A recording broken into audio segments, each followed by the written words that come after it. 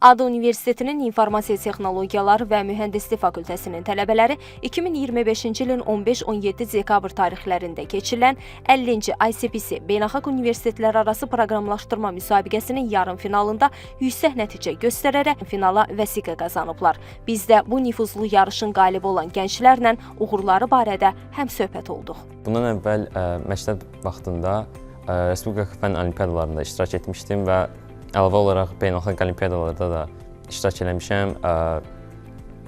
Mərkəzi Avropa Olimpiyadasında birinci medalım var.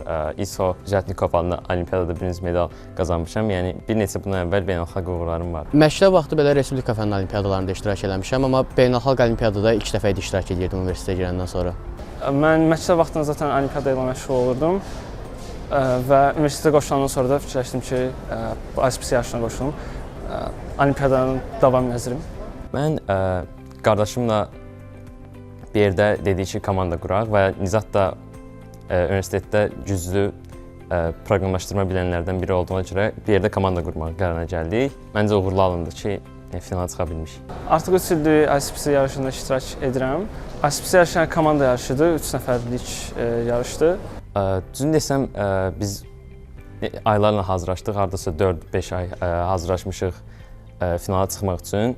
Çox gözlənilməz hiss idi əslində, çünki əlbəttə çox çətindir finala çıxmaq. Azərbaycan tarixində çox az universitetlər çıxa bilib ICPC finalına. Yəni çox xoşbəxtəm məncə. Hazırlıq prosesi bizdə həftədə uşaqlarla yığışıb yarışlara qoşulurduq. Vaxt tapmaq çətin idi. Çünki 5 saat çox vaxtdır və həftə 3 dəfə. Və dərslərimiz də var idi, universitet dərsləri, ona da fokuslanmalıydıq. Biraz çətin oldu, amma axırı yaxşı oldu. Bu cür yarışın finalçısı olmaq əslində çox yaxşı hissdir. Ümid edirəm, yaxşı olar nəticəmiz. Bizim tariximizdə 67-ci dəqiqədə 300 dəqiqə oyun gedir, 5 saat.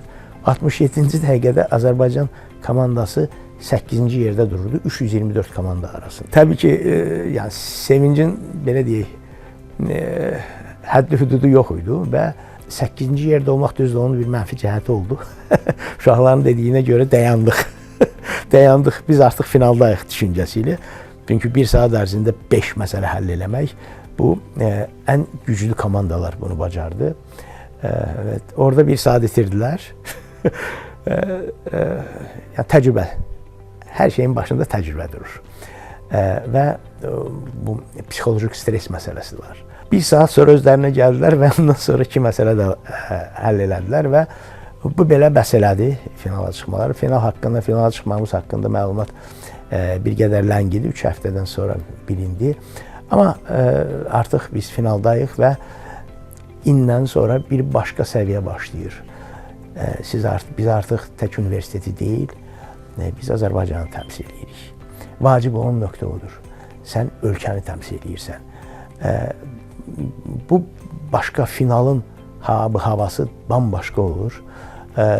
Sahib bir dəfə finalda çıxış edib keçən il və final nə olduğunu hər kəsdən yaxşı bilir. Yəni bəlkə finalda olmasa 8 məsələ həll eləyərsən, finala gələndə eyni məsələləri görsən 5-ni həll eləyirsən. Çox fərqli bir hava, mühit var. Çünki sənin yanında eyni bir böyük bir zalın içində dünyanın ən irəlidə gedən universitetlərin komandalarıdır. 5 məsələ ilə kifayətlənmirik. Səhv eləmirəm ki, kifayətlənmirik, deyilmi? Yəni, vacib olan budur. Vacib olan gənclər kifayətlənməsin.